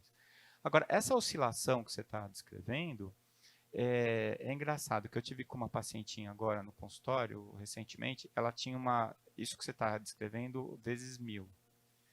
E ela é espírita, ela falava assim, eu fico com raiva porque eu sei que eu que estou construindo as minhas doenças. Calma. Você vai oscilar, é normal. Sabe o que vai resolver isso? Várias encarnações. Entendeu? Só que o fato de você estar preocupado hoje com isso, já mostra que você está catalisando, você está adiantando esse processo, porque você já está atento e é um treino. Então, eu acho que quanto mais você fizer, melhor você fica. Então, eu acho que você tem que continuar olhando a tua alimentação, você tem que continuar prestando atenção no teu humor, continuar fazendo boas leituras, meditando, porque isso vai fazer com que você tenha mais controle sobre você mesmo. E quanto mais o tempo passa, melhor você fica, né? Com o tempo, você vai ver isso.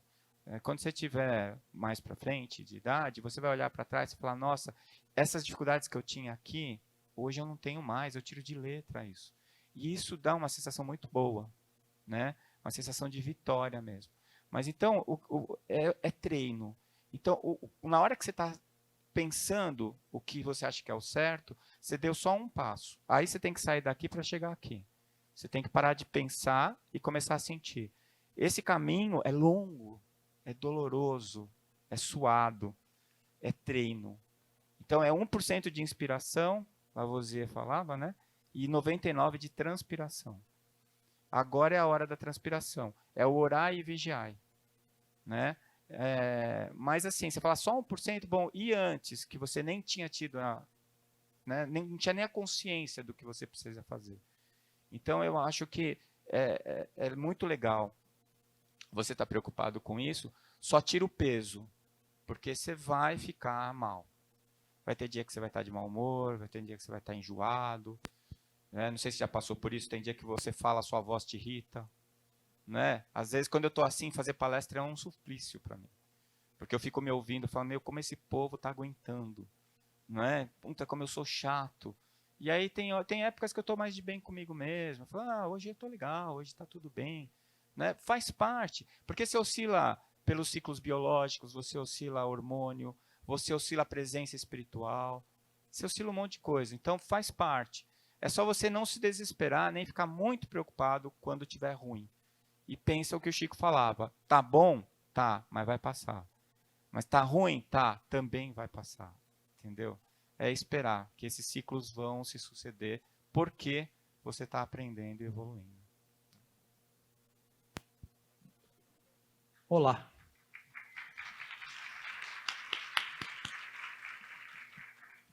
Boa tarde. Meu nome é Denis Dalalapa. Eu queria fazer mais de uma pergunta, umas 2, 3, quem sabe uma, se você tiver a paciência. Você falou dos pássaros que, quando tirado a pineal, perdem essa noção do norte e daí não vão para o sul, é isso?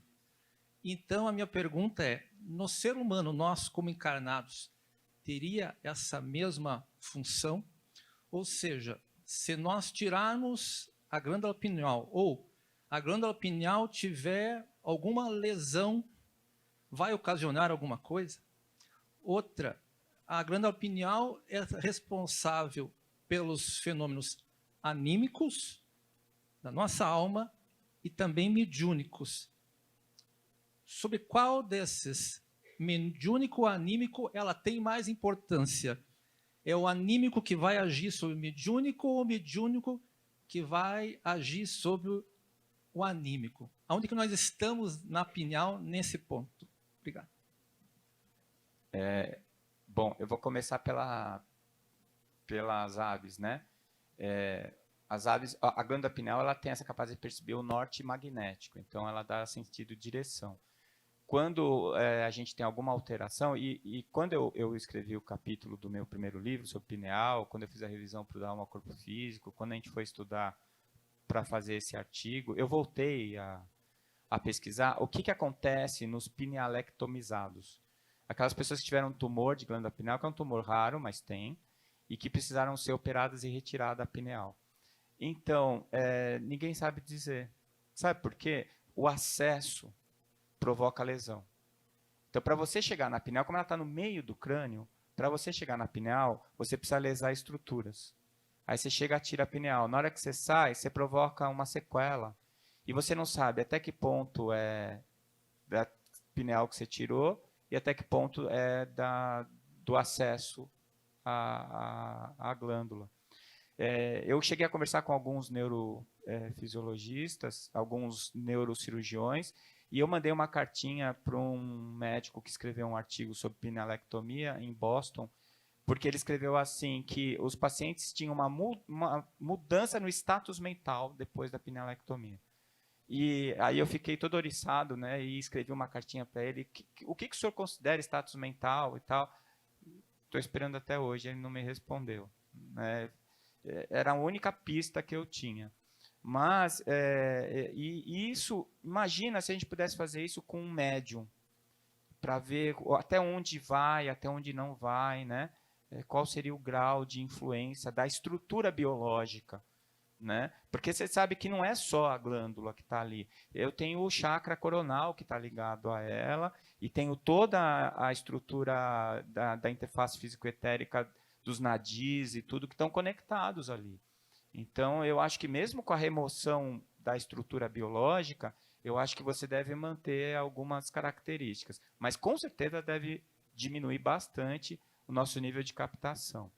E a segunda pergunta é assim, o Chico falava que o melhor médium do planeta, em cada comunicação mediúnica, 20% era anímico. Então, 20%. Isso faz a gente ter uma ideia do cabedal científico do Chico Xavier, porque foi ele que psicografou isso tudo. Né? E tem gente que acha que o cara era um cientista. Né? E se ele falou que 20% era anímico, isso me mostra uma coisa importante. O que influencia quem? Um influencia o outro e o outro influencia o um. O espírito se aproxima para dar uma comunicação através de você, a sua identidade influencia ele e a dele influencia você. E então, tanto o anímico influencia o mediúnico, como o mediúnico influencia o anímico. E qual a porcentagem disso? Eu acho que depende muito do médium e do espírito comunicante. Eu vejo, por exemplo, os espíritos que se aproximam, às vezes, quando eu estou escrevendo, ou quando eu estou estudando, ou quando eu vou produzir algum texto, e eu percebo a aproximação deles, eles são muito sutis, porque eles são extremamente educados e respeitosos comigo.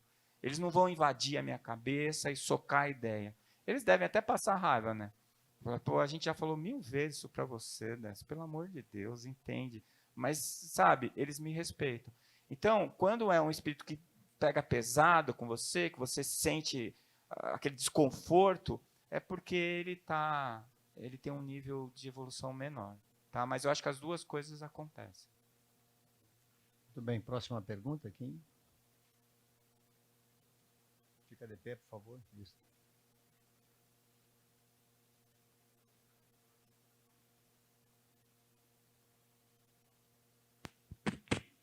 Boa tarde a todos. Doutor Décio,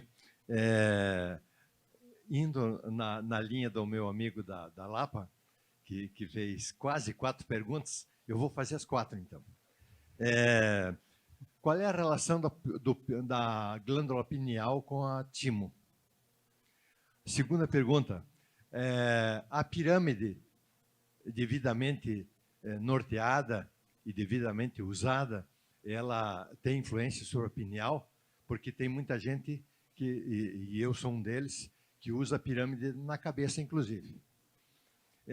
Terceiro, as abelhas têm glândula pineal, porque a comunicação de rumo delas é maravilhosa, né? Então, eu gostaria de saber disso aí do senhor. E a quarta e última eu acho um absurdo, o que a luta de boxe influencia a pineal. Muito obrigado. Bom, vamos lá, deixa eu ver se eu lembro de tudo. Na primeira é sobre a relação da pineal com o timo. Né? O timo é um órgão que é muito importante na formação do sistema imunológico. Os leucócitos T são os timo-dependentes. E ele tem uma importância muito grande na formação do nosso sistema endócrino, no nosso sistema imunológico. Não existe que eu me lembre, eu não li nada a respeito de uma ação direta da pineal com o timo, até porque o timo ele vai evoluindo no adulto. Mas, com certeza, na formação do sistema imunológico, há uma comunicação entre a pineal e o timo. Então, é mais ou menos isso que eu tenho para te dizer. Sobre a pirâmide, eu não tenho nada para te dizer, porque eu nunca estudei esse assunto, não acredito nem desacredito, né? Eu acho que tem as questões geométricas estão ligadas à matemática e o universo, a linguagem do universo é matemática e deve ter alguma coisa a ver, né? Mas eu não sei te dizer. Eu li uma vez um artigo que eles conservavam vegetais fora da geladeira, embaixo da pirâmide, e o vegetal ficava mais tempo sadio, sem estragar. Mas eu confesso que eu nunca me debrucei sobre esse assunto. Sobre as abelhas. Legal você perguntar isso, porque eu estudei as borboletas monarca, quando eu escrevi o da alma, o Reencarnação como Lei Biológica. E a borboleta monarca é o único inseto que faz migração. Só que o mais interessante é que elas saem do Canadá para o norte dos Estados Unidos e depois voltam do norte dos Estados Unidos para o Canadá. Se elas não fizerem isso, elas morrem. Só que elas não duram o tempo suficiente da viagem. Então, elas morrem e reproduzem 4 vezes. Quem chega de novo no lugar onde elas saíram é a tetraneta da borboleta que saiu. E o mais interessante é que eles marcaram as borboletas, elas param sempre na mesma árvore, ficam o mesmo tempo, vão para o mesmo lugar. Não é legal isso? E aí eles saíram estudando a monarca para tentar entender. E uma das coisas que eles perceberam é que um pozinho que ficava sobre a asa dela era diamagnético e orientava elas quanto à direção a seguir. E eles até falam que aquele pozinho é um precursor do que vai ser os cristais da glândula pineal mais tarde. Então, eu imagino que a abelha tem essa característica. E a doutora Irvênia mostrou no MedNesp um estudo que a primeira abelha que acha pólen, um lugar legal, quando ela volta, ela faz uma dança. E tem um louco lá que ele ficou vendo a dança da abelha e ele conseguiu descobrir que, assim, cada chacoalhada que ela dá na bunda quanto tempo a abelha tem que voar. Depois ela vira para o outro lado para dizer qual é o sentido em relação ao sol. Ela faz um mapa no desenho. E aí ela mostrou um vídeo que a abelhinha chegava lá e fazia uma dancinha lá, e as outras ficavam tudo olhando ao redor, depois saía tudo e chegava no mesmo lugar que ela chegou. Então, além de tudo, além de uma bússola, elas ainda fazem um mapa. Né? Olha, o cara conseguiu descobrir isso, né? E ele conseguia, ele previa. Então, ele pintava a abelhinha de azul, de verde, e conforme a dança que ela fazia, ele identificava para onde ela ia. Aí ele começou a decodificar a dancinha e começou a descobrir qual movimento dizia o quê. E aí ele vê a dancinha e ele sabe para onde elas vão. Não é? Então, isso daí vai dizer que não é inteligência. Não é? Tem uma inteligência, tem todo um sentido nisso. E a última é sobre o box, né? São atividades reptilianas nossas. Né? Até o futebol é reptiliano. Né? A gente substituiu as guerras campais por contendas que são mais civilizadas, umas mais, outras menos. Né? Então, a gente sabe isso. Então, quando a gente vai assistir um jogo de futebol, são duas tribos diferentes que vão lá se digladiar. Só que, teoricamente, elas não vão se quebrar. Né? Quem consegue pôr mais vezes a bola dentro daqueles 4 paus ali. Mas depois, a ação reptiliana, eles repetem do lado de fora a torcida. Aí vai se matar lá. Né? E tem algumas atividades que são mais reptilianas, né? O MMA, o boxe. Né? Eu vejo aquele MMA, o cara sai com o olho caindo, todo quebrado, rindo, todo feliz. Eu falo assim, esse cara deve ter ganhado muito dinheiro, né? Para dar a cara para bater desse jeito. E como as pessoas curtem isso. Né? Eu não estou criticando quem curte, porque nós ainda estamos encarnados e os nossos corpos, eles têm a herança de instintos que fez a gente chegar onde a gente chegou. E essas heranças, elas continuam conosco. Elas estão aí. A gente vai subjugando elas, mas elas estão aí. Né? Então, muitas vezes a violência que você não experimenta em algumas coisas, você vai experimentar no esporte ou em alguma outra coisa que você faça, que faça com que você despeje essa energia. Quando eu fui para Campo Grande, eu parei de operar. Eu tive que parar de operar, porque eu não conseguia espaço lá como cirurgião, virei endoscopista. Aí, quando eu comecei a voltar a operar, eu estava ganhando mais, trabalhando menos como endoscopista, acabei largando a cirurgia. Eu passei por um período em que eu fiquei mais violento, irritável, grosseiro.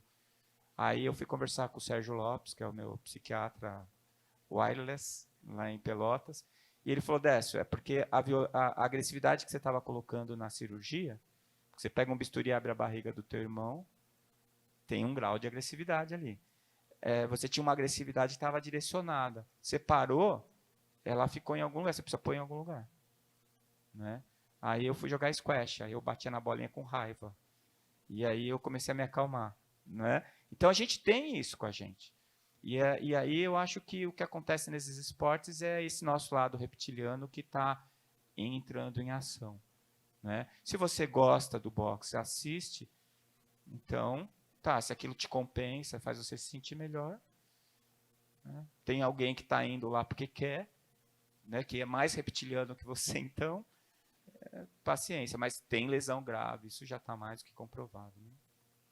Como o doutor Décio mencionou psiquiatra, eu lembro que em Porto Alegre, que você não pôde ir, estava lá o Rossandro, e eu não me lembro um médico lá de Porto Alegre, que é psiquiatra, o Sérgio Lopes, disse que ele convidou o Rossandro para um churrasco e ele não foi, porque ele disse que é o risco muito alto do psiquiatra fazer churrasco de vaca louca.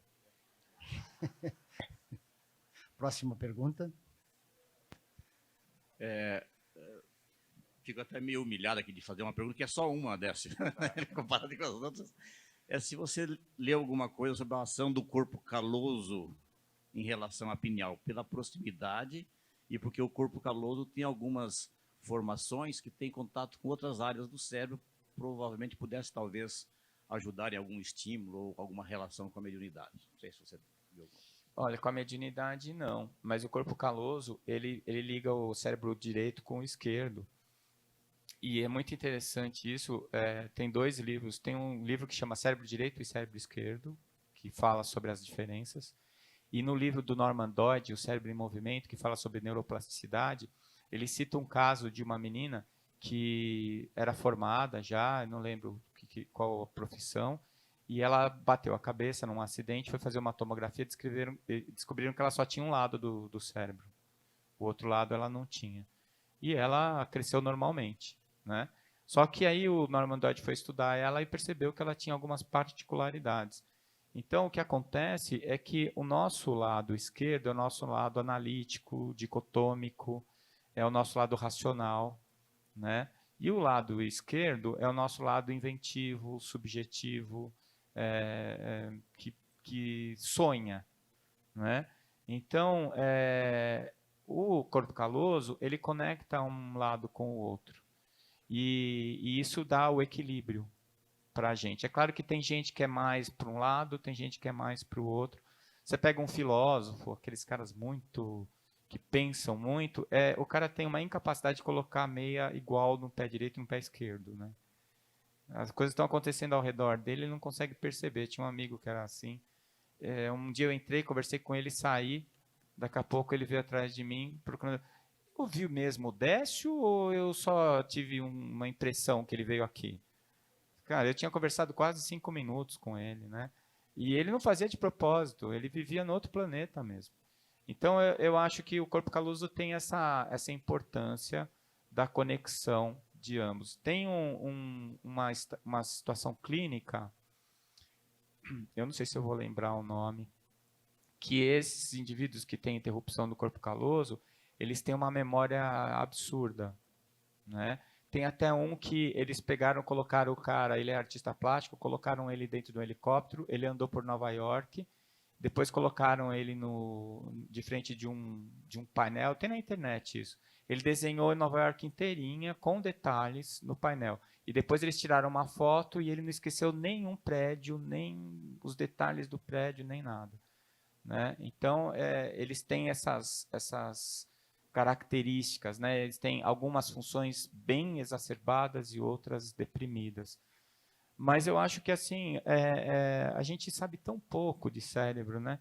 Acho que a parte da medicina que mais você estuda e que menos você consegue entender é neurologia. Para começar da neuroanatomia, porque está tudo dentro de uma coisa só, né? A gente está acostumado a ver vaso separado, ver estrutura separada, ali está tudo no meio, né? Então, eu acho que a gente ainda tem muita coisa para aprender de cérebro, de mente, de neuro. Mas, assim, uma coisa que eu já aprendi é que não existe uma estrutura no cérebro que faça sempre a mesma coisa e que só ela faça aquilo. Cada uma das nossas funções, elas ativam várias áreas ao mesmo tempo, né? Tem algumas que são predominantemente para uma coisa, outras predominantemente para outras, mas o nosso cérebro ele não tem uma área só para cada coisa. É uma herança da frenologia, né? Vocês lembram da frenologia? O Franz Gauss, ele descobriu que ele falava que, dependendo das saliências do crânio, ele conseguia falar sobre a identidade das pessoas. E, por incrível que pareça, isso entrou para a medicina forense e teve gente que foi condenada como assassino porque tinha um calombo na cabeça. Né? E mesmo depois do Franz Gauss ser retirado da neurologia, a gente passou para o estudo do cérebro e tem muito frenologista na neurofisiologia, acha que tem uma área para cada coisa no cérebro e, na verdade, não tem isso, elas são todas integradas. Né? Se eu te respondi, eu te enrolei, mas... Penso que as perguntas, o esclarecimento de dúvidas, eu acho que foi o suficiente. Então, eu pediria ao Décio que permanecesse na mesa, e as meninas também, e convido o doutor Edson para subir aqui para fazer o encerramento do nosso simpósio, e com certeza ele vai convidá-los para vocês estarem conosco novamente em 2020.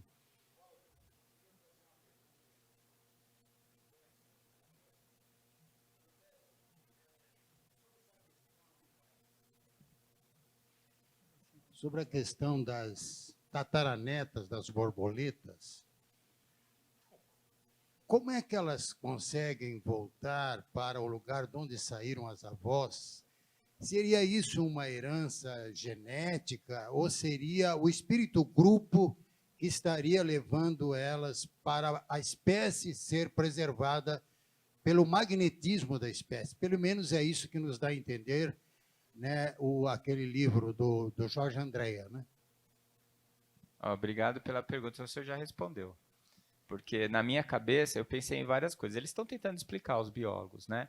Se é o RNA e tal. Mas é muito difícil você atribuir ao RNA uma característica que não é da geração anterior. Entende? Porque assim, a borboleta que saiu do Canadá, ela vai parar no primeiro estágio. Ali ela vai reproduzir. A borboleta que nascer dessa primeira, ela vai fazer um trecho que a primeira nunca fez. Aí a segunda borboleta vai dar para a terceira. Então, cada geração vai fazer um trecho que só foi repetido por 3 gerações anteriores a dela. E como é que ela sabe? Então, o RNA não dá para passar. O DNA e o RNA, a parte genética e epigenética, não conseguem explicar o fenômeno. A explicação que eu dou é exatamente essa que o senhor deu. Eu não gosto do nome alma-grupo, eu prefiro usar o nome que Emmanuel usou de mônada. Então, eu imagino que existe uma mônada de borboletas monarca. E essa mônada é um princípio inteligente em processo de individualização.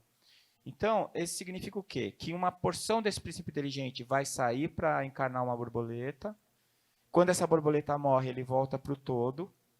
E esse todo tem a consciência e a memória de todas aquelas borboletas. Na verdade, as borboletas que estão nascendo, elas são derivadas da mesma mônada. Eu não posso nem dizer que são filhas, nem netas, porque elas são do mesmo princípio, da mesma alma-grupo, ou do mesma mônada. E isso que faz com que elas se comportem da mesma maneira. Né? Quando eu falo das mônadas, eu lembro muito da questão dos antibióticos em hospital. Hoje em dia, a gente, antes de prescrever um antibiótico para um paciente internado, a gente precisa consultar a comissão de infecção hospitalar. Por quê?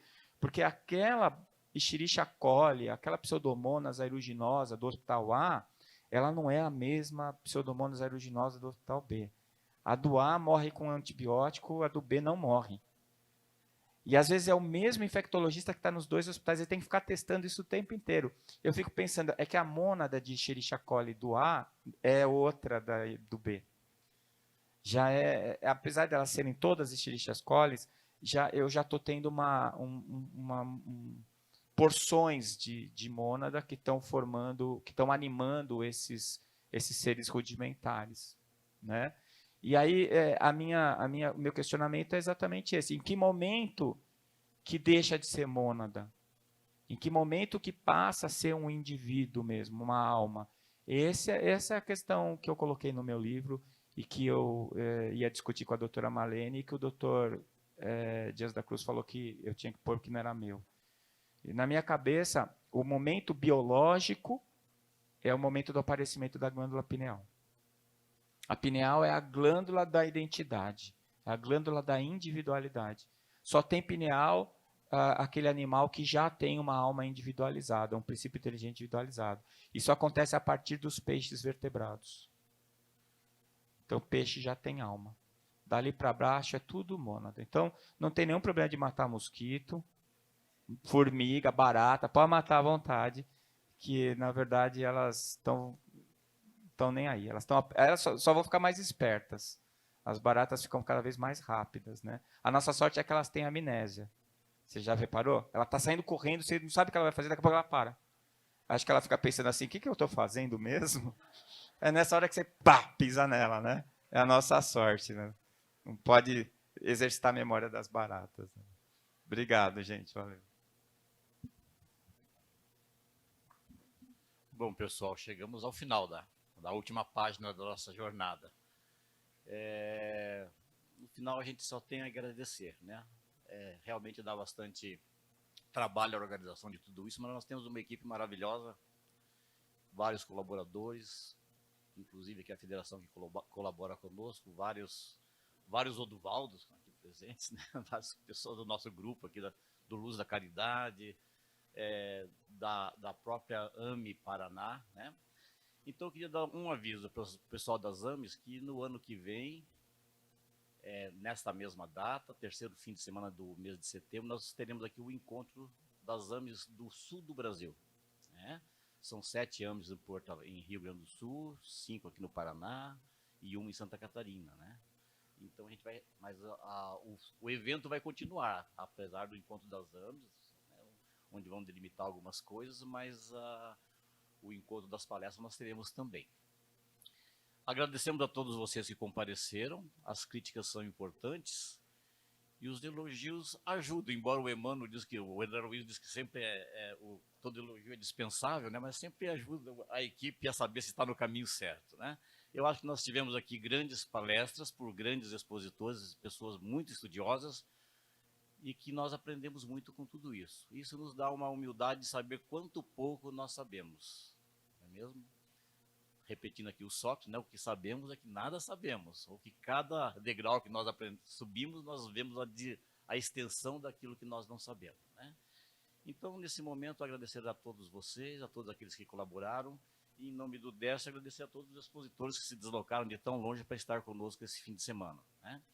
O ano que vem teremos novamente, e dizer que a AME Paraná, nossa AME, se reúne em toda segunda quarta-feira de cada mês na Escola de Homeopatia, né, ali perto do Hospital Nossa Senhora das Graças, Hospital do Pilar, né? Sumiu o nome aqui agora. Carlos Pioli, né? 751. E nós temos, mas vocês tendo o endereço conosco, a gente passa os e-mails do aviso das palestras, né? E o departamento acadêmico nosso tem a sua programação também, que estuda na quarta-feira de cada mês, né? 2 de outubro, né? Isso. E que eles estudam aí alguns livrinhos bastante fáceis, como os do Hamilton Goswami, que a gente nem perde muito tempo com isso, que é muito fácil, né? Mas que é o futuro da nossa ciência, né? Da nossa parte médica. Então, vamos pedir a Deus que nos dê paz, nos dê saúde, nos dê tirocínio para entender o que é bom, o que não é bom para as nossas decisões. Mais uma vez, que todos vocês possam ir voltar de forma saudável para suas casas, e em nome de Deus dar por encerrada a nossa reunião, o nosso simpósio deste ano. Muito obrigado a todos.